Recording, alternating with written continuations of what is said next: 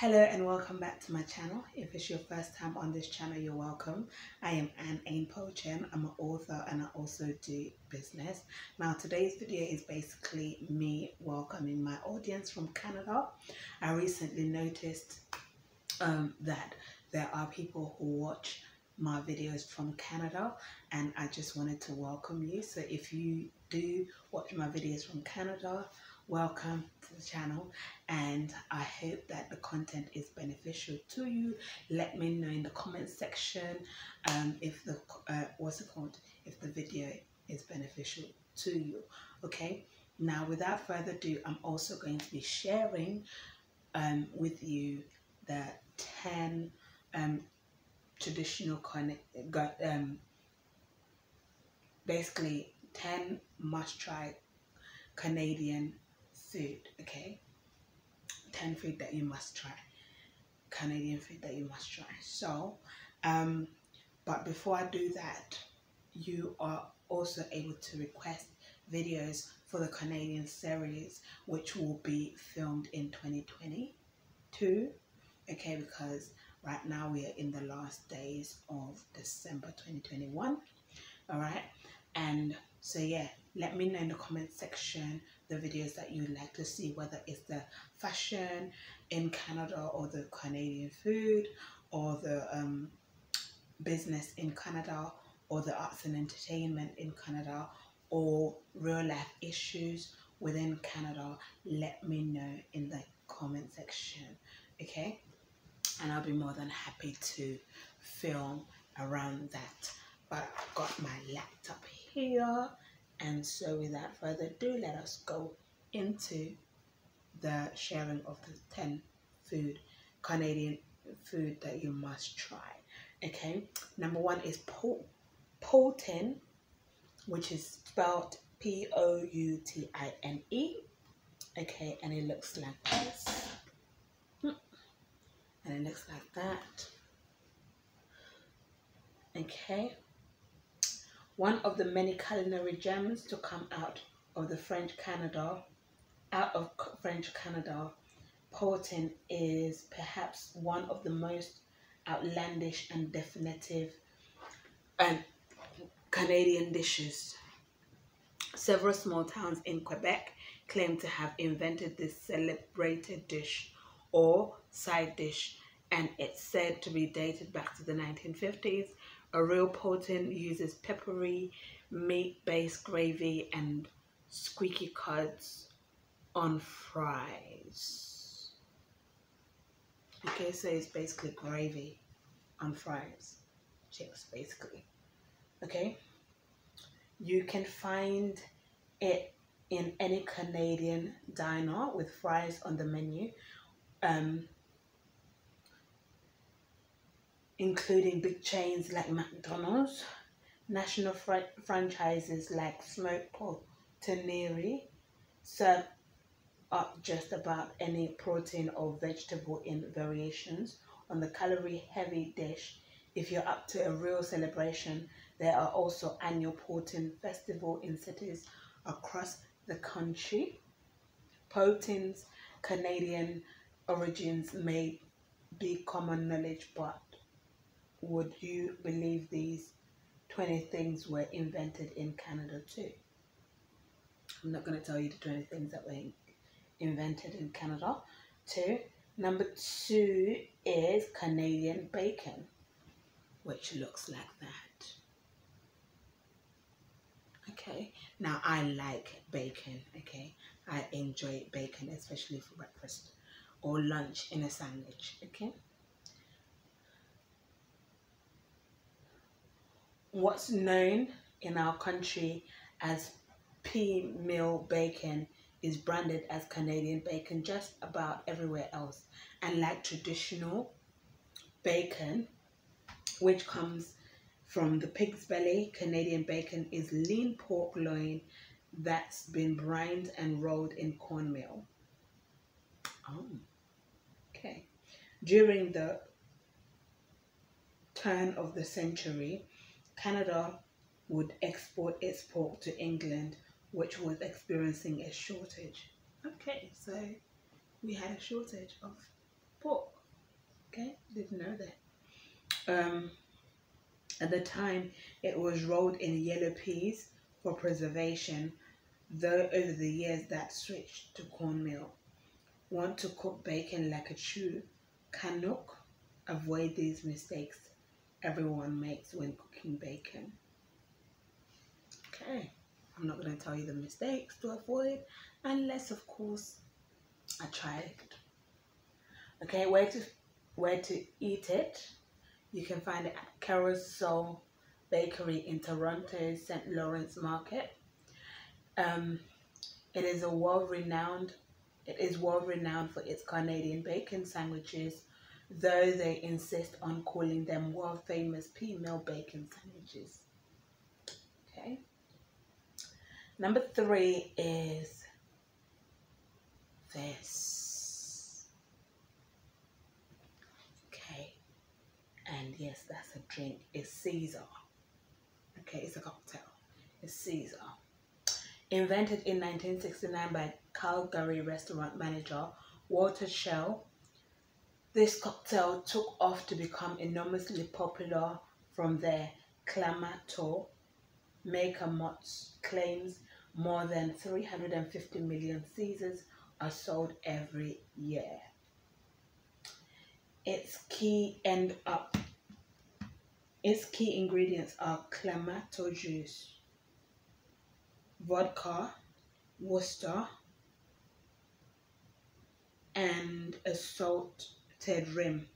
If you end up enjoying a few Caesars too many, this roundup of the best hangover cures from each province. I'm not going to share that. Will come in handy. Okay, where can you have it? Although the Caesar is considered a cocktail, one Vancouver restaurant has turned it into a meal. Score on Davy offers the Checkmate Caesar, which is garnished with a full roast chicken. Okay, so they actually have a meal for it. Full roast chicken, cheeseburger, chicken wings, pulled pork mac and cheese, hot dog, roasted vegetables, and a brownie. Sound incredible. Okay. It's just one of the many reasons it's great to live in Canada. Okay. Now, number 4 is beaver tails, which looks like these.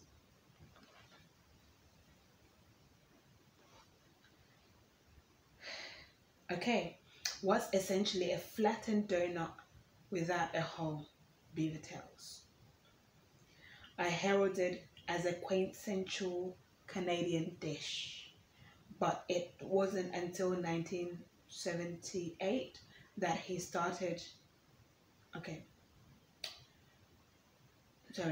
The recipe was handed down to Graham Hooker's family for generations, but it wasn't until 1978 that he started to introduce it to a wider audience. A year later, he opened his first Beaver Tails outlet in Ottawa to dole out the treat. Let me know in the comment section if you are from Canada and you have tried out the Beaver Tails. Let me know, okay? Which can be topped with sugar, Nutella, and a variety of other treats. This sounds nice. Okay, where can you eat it from? Beaver Tails has since expanded across the country with locations in Canadian landmarks such as Vancouver's Bruce Mountain and Halifax's waterfront. Okay. Number 5 is Canadian pizza, which looks like that. Okay. Sometimes it takes a fresh set of eyes, not to mention taste buds, to help us understand what makes a dish truly Canadian. Take Canadian style pizza, for example, which is perhaps best defined by the menu at Ron Telesky Canadian Pizza in, of all places, Berlin, Germany. How did a German pizzeria end up making a name for itself with pies inspired by the Great White North? It turns out one of the owners did a high school exchange in Peterborough, Ontario, where he was impressed with the local pizza. It wasn't quite as fried and doughy as American style, yet the toppings were more inventive than traditional Italian style pizzas. Italian style pies. The resulting pizza on his Berlin menu is somewhere in between a thin crust pizza with an array of creative pizza toppings, flavors including Kronenberg crush, which is cilantro, pesto, tandoori tofu, mango, peanuts, and red pepper. And the Wayne Gretzky, which is feta, mozzarella and cheddar cheese, Italian salami, speck and chorizo, hot peppers, chili flakes, and caramelized onions. Maple syrup is proudly displayed as one of the additional and complementary toppings. Where can you get this from? You can get this from Ron Teleski, which is located in the Kreuzberg neighborhood in Berlin.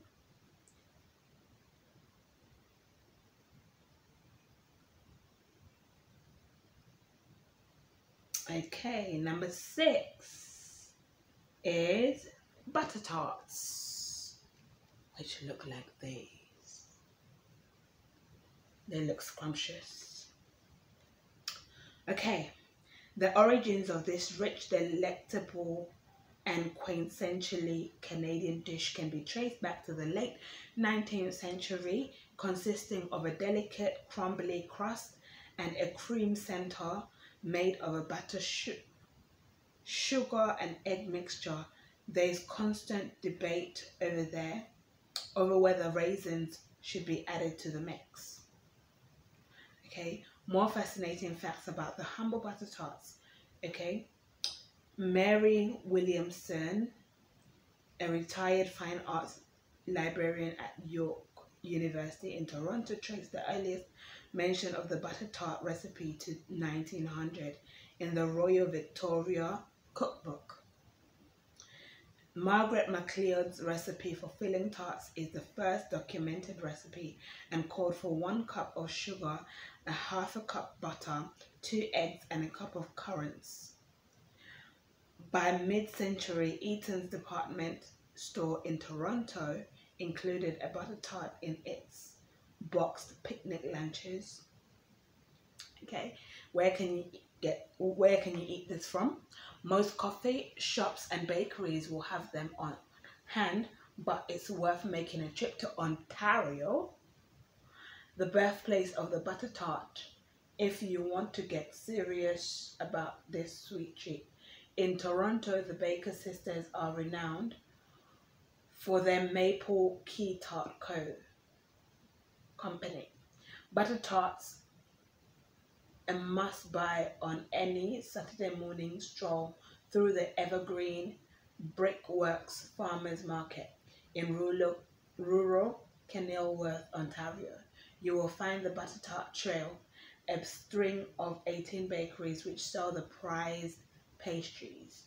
If that's not enough to satisfy your craving, drive 3 hours east to the city of Kawarth Lakes, which offers its butter tart tour.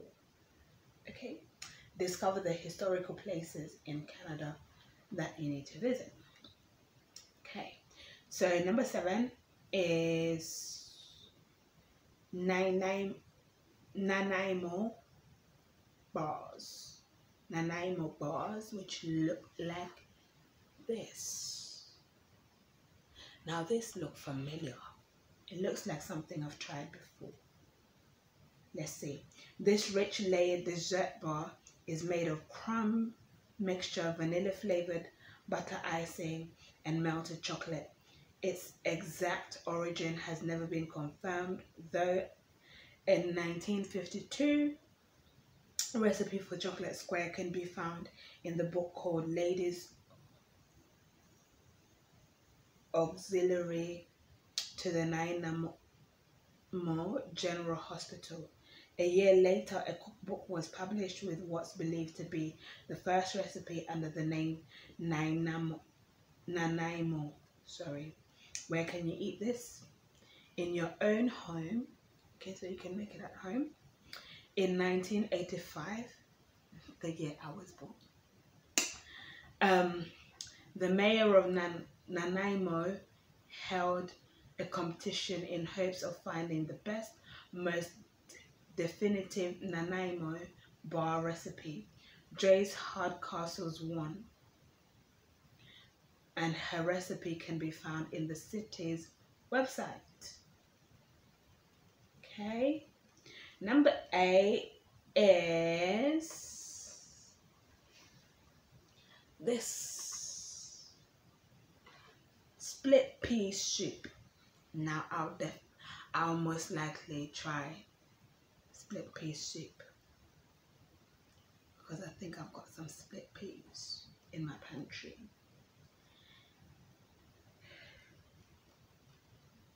To mark the 400th anniversary of French explorer Samuel de Champlain's travel, Ottawa chef Mark Myron became inspired to research what nourished him and other inhabitants when they settled in their new land. Turns out they can be credited for inventing a split pea soup, a classic French Canadian food. The explorers used cured meats and dried pea that were intended to last on their long journey, along with vegetables cultivated from their new land. The result is a Canadian dish that has lasted centuries and is still thoroughly enjoyed today. Where can you eat it? Myron Habitat's pea soup is a bestseller at his gourmet food shop, which is called Cuisine and Passion, providing it's not only a Canadian food staple but a tradition. For more authentically Canadian experiences, you can add to that list, okay? And then number 9, tortilla ring, which looks like this, okay? And it's spelled Tourtiere.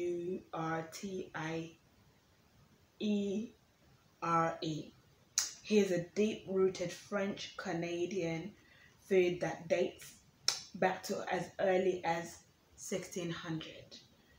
The flaky pie is said to have gotten its name from the vessel it's baked in. Tortilla is typically filled with ground pork, beef, veal or game, and a sprinkling of herbs and spices.